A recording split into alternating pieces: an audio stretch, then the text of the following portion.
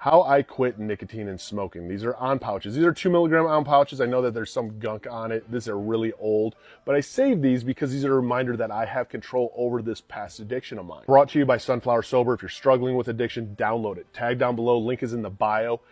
24-hour support, the tools and resources you need to get sober and stay sober, community, everything you need when you're getting sober. Quitting nicotine was the hardest addiction I broke. And this right here is on pouches. I used to smoke. I started smoking right around 15. And I didn't quit smoking cigarettes until I was actually 40. It was 2021 is when I quit smoking. And when I quit smoking, nicotine to me was the hardest thing to quit. It wasn't like cocaine or alcohol.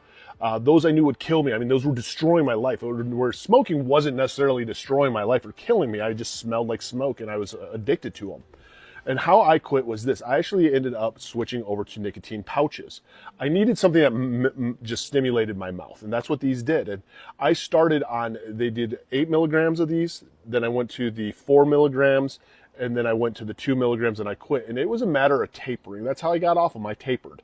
And it took me about 2 years, almost 3 years of tapering to get off. And the whole reason I actually even got off of these is when I quit smoking and I got on these were 10 for $10. So it was $1 each one of these. To me, that was nothing. That lasted me for a week. $10, that's fine.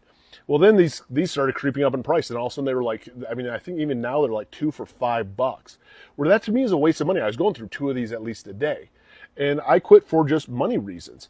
And it is a hard addiction to break. But I will say this, tapering worked for me. You also have Chantix out there. You have the patch out there. You have the gum out there. I mean, download Sunflower Sober. That helps too. I had to track my days.